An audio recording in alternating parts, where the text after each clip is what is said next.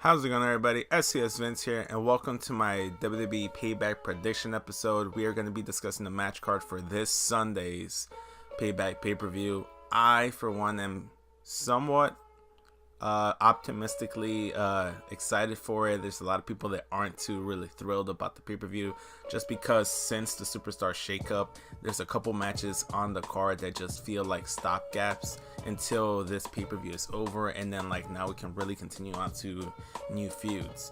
As you can see, we're going to start off with the kickoff show. So Finn Balor is Miz's special guest for a Payback edition of Miz TV, and honestly, to give you guys the truth here, this is just a way to get Finn Balor on the pay-per-view, get him out for the crowd, another reason to spike ticket sales just a little bit, give people a reason to show up to the actual events. And this may lead to a feud between Miz and Finn Balor. It may not. You could later see on Monday Finn Balor start a feud with Bray Wyatt. But that's neither here nor there. This is really just for Finn to be on TV. And next up on the kickoff show, we have Enzo Amore and Big Cass taking on Luke Gallows and Carl Anderson. And in terms of the winner here, I have the club winning. I think they should take the win. And if they don't get the win, they should just take the loss via disqualification, because they go ahead and are too aggressive and beat up Enzo after the ref has called for the bell. As you saw this past week on Monday, Carl Anderson took the pin in that 6-man tag, and Enzo wasn't in that match. Even though he was scheduled to be in that match, he got beat up by the club. He could still not be 100% and show those lingering issues going into the tag match, and it could really just lead into a handicap match between Big Cass, Luke Gallows, and Carl Anderson. If that's the case, I don't feel like Big Cass should really overcome those odds just yet. The club really needs to be established as a credible tag team, and I think this win is what they need. Next up, we have the United States Championship rematch between the current champion Kevin Owens versus his former best friend Chris Jericho, with the special stipulation that if Chris Jericho wins, he ends up going to SmackDown. And it hasn't really been cleared up. Up until this point, I thought that whoever won the US Championship was going to go to SmackDown. And right now, it just based on SmackDown, this past week's SmackDown, it seems like if Jericho wins, he also joins SmackDown, with Kevin Owens still staying on SmackDown. So regardless of the stipulation, I still do feel like Kevin Owens should retain that US Championship. It's being treated like a top belt over on SmackDown, and honestly, AJ Styles versus Kevin Owens is just a feud that's waiting to happen. It's already been booked the last couple weeks on SmackDown, and I'm excited for it. I don't know if AJ would actually take the title from Kevin Owens, but that's a feud that I'm really intrigued to see, and something that I hope does happen going forward. Nothing against Chris Jericho.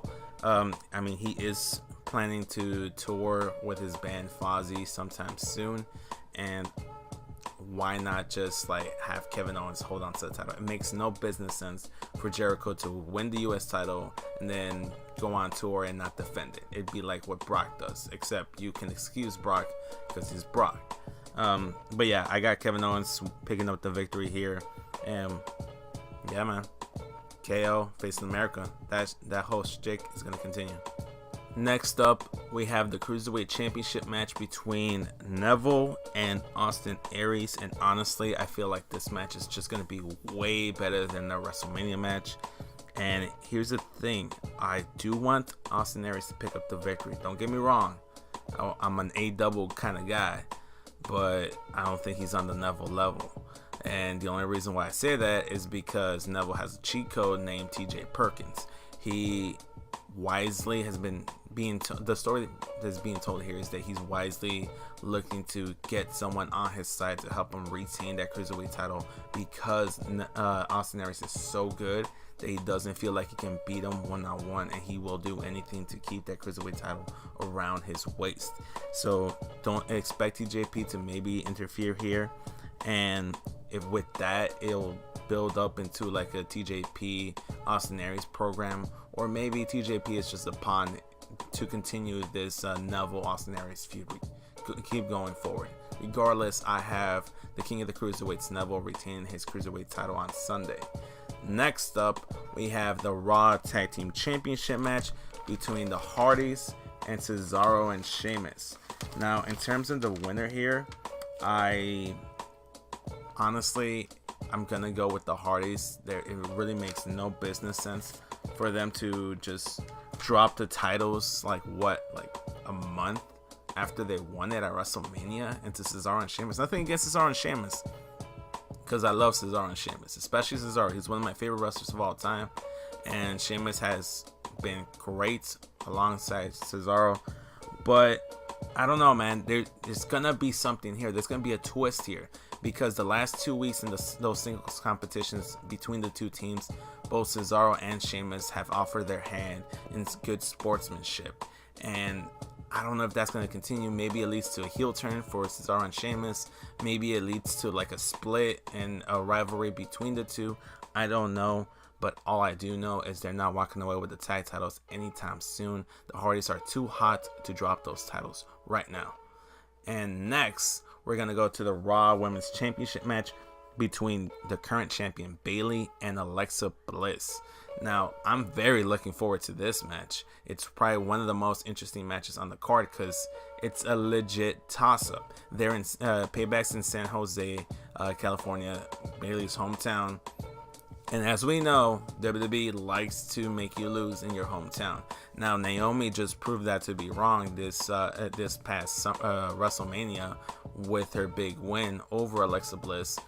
But I like the fact that they put Alexa Bliss in the spot because she's a credible threat to Bayley's championship. The only way I see Bayley losing and Alexa Bliss picking up the championship is if Sasha Banks come out to interfere on Bayley's behalf, trying to help her secure the win against Alexa Bliss, and Alexa Bliss sees that or uses that against Bayley, and just like basically Sasha's attempts to help Bayley end up costing her the championship, which leads to like slow burning tension between the two friends that can culminate in a big rivalry grudge match at SummerSlam.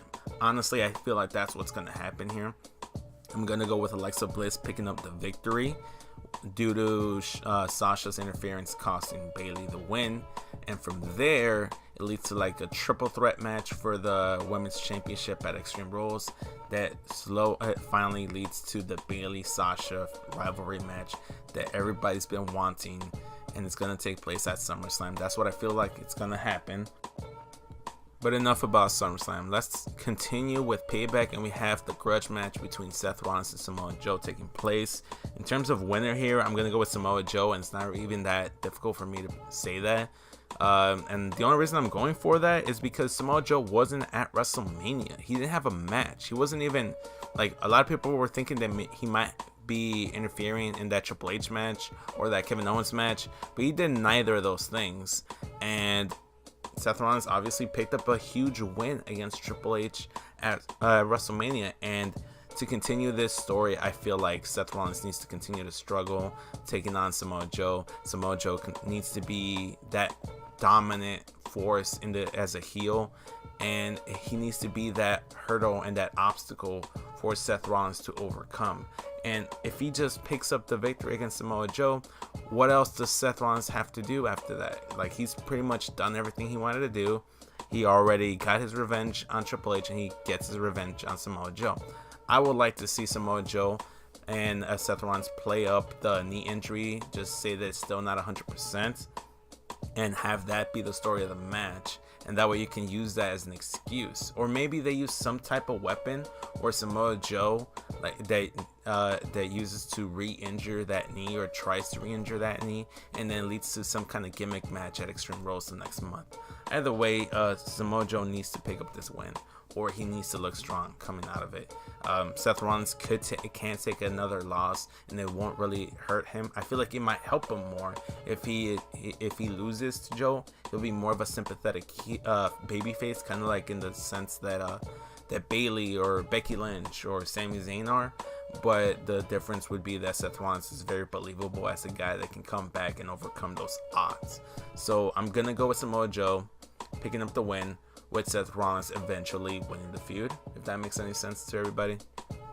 But next up, we have the one match that nobody is looking forward to, at least in terms of what I've seen on Twitter and what people have told me, my friends, videos online. A lot of people are really like shitting on this match, and it's mostly based on how the Bray Wyatt Randy Orton feud has gone along, and their match at WrestleMania, and the fact that they basically kind of like really ruined the Bray Wyatt character. This past Monday on Raw, he showed up, and normally Bray Wyatt, the lights go off, come back on, people go bananas for Bray Wyatt. And then this Monday, it felt like maybe it was just a bad crowd. Maybe that's all it was. But it really felt like no one cared about Bray Wyatt. And a lot of people that I've talked to really don't care about Bray Wyatt anymore. And it's sad, and I don't like it because I'm a Bray Wyatt guy. I really like Bray Wyatt. I feel like he has so much potential that no one has really given him a fair shot. And even his title reign wasn't even that great. He was just a transitional champion. And I don't want that. And honestly, this House of Horrors match could be a make or break deal for Bray Wyatt. They found a way to get out of a sticky situation, because originally it was going to be for the WWE Championship, and that makes sense because Bray Wyatt is the former champion, never had his one-on-one rematch for the WWE title, and you would think he would get it, but then at the very last minute he was traded over to Raw instead of AJ Styles, and I'm okay with that because there's so many great things that Bray can do over on Raw. He can feud with Braun Strowman. He can start something with his brother Bray Wyatt. Maybe he can have him join the family. You can see him against Finn Balor, which has already been teased. You can, if you build him up right, he can be a credible threat to Brock Lesnar. Like, not to beat him, but like to give him a challenge. And in terms of the winner of this match, it has to be Bray Wyatt. And I feel like I say that in every single Bray Wyatt match, but I really do feel like it needs to be Bray Wyatt in this situation. The WWE title isn't even on the line anymore, and they found a really good and intriguing and interesting way to give an excuse as to why the title isn't being defended at the pay-per-view, and that was Jinder Mahal this past Tuesday on SmackDown. He went ahead and just stole Randy Orton's WWE title along with the Singh brothers, the Bollywood boys, if you will, and that was just a great way to like get out of the WWE title stipulation. And at least this way they could be like, well, the match is still taking place, but they can't have it for the title because Jinder Mahal has it in his limo or something. So I think that was great. I like that part. The only thing we know about the House of Horrors match is that it's gonna start off in the House of Horrors and go into and lead into the ring. And I think it's gonna be like different rooms, kind of like a haunted house type of deal. And I'm looking forward to it because if you guys saw that Wyatt family versus New Day compound match that they had in the Wyatt family compound, that was actually pretty good and entertaining. And maybe it is somewhat similar. If they can get like 10 or 15% of what the final deletion was, or just like some of those aspects, it's not gonna be goofy like that, but it should have some aspects of that. If it taps into anything of the Broken Hardy stuff over on TNA, I think this match is gonna be very good, and it's gonna be, I'm gonna say this, it's gonna be better than the WrestleMania match, and I'm looking forward to it.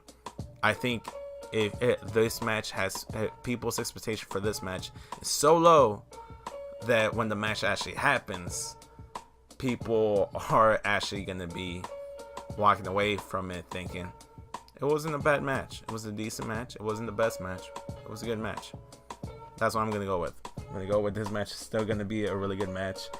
And I'm going to go with a Bray Wyatt win here because honestly, he needs it. And finally, we have what looks to be our main event of the evening. And honestly, it's the only match that really makes sense to be the main event. Roman Reigns versus Braun Strowman. And there's no gimmick here. It's just a straight up one-on-one match. And if that's the case, Braun Strowman should win. Roman Reigns, I think if I'm not mistaken, WWE reported he had a separated shoulder and some broken ribs, and you don't recover from that in like 3 or 4 weeks or whenever the whole ambulance flip happened. I want Roman Reigns to come in to this match not 100% and just sell that attack by Braun and just really make him look like a monster. And honestly, I think a lot of people wouldn't like think too much of it if Roman Reigns loses here. Yes, there'll be the people that despise Roman and be like, yeah, we want Roman to lose, but there'll be the people that even support Roman Reigns and want him to win. But if he loses, they'll be like, oh, well, he had some broken ribs, he had a messed up shoulder, he wasn't 100%, so he really couldn't take down Braun Strowman, and he wasn't at his best. And you can give Braun Strowman a credible win here without making Roman Reigns look weak, which is something that WWE obviously wants to do here. And another reason why Braun Strowman needs to pick up the win here is because if rumors are to be believed, he's next in line to challenge Brock Lesnar for that Universal Championship. I don't know if it'll happen at Extreme Rules or SummerSlam. I like to believe it's going to be at SummerSlam, and this Roman Braun Strowman feud isn't done with, and this is just a step into a program, into a match at Extreme Rules, where that match will be for the #1 contendership, and that will be made official with some kind of gimmick match. Also, if Braun doesn't win, then I can see like a no contest finish here, where like the action just gets too out of control that the refs can't get a handle on the situation, and they call the match. It sucked to see that, but we'll see. I like to be hopeful. I like to be positive here on my YouTube channel, and I'm looking forward to this match. We'll see what happens. I'm looking forward to the pay-per-view in general. But with that said, guys, don't forget to like, comment, and subscribe. Check out all my other videos. Stay tuned for Payback this Sunday, and I'll catch you guys on the next one. I'm SESvince, guys, and I'm out.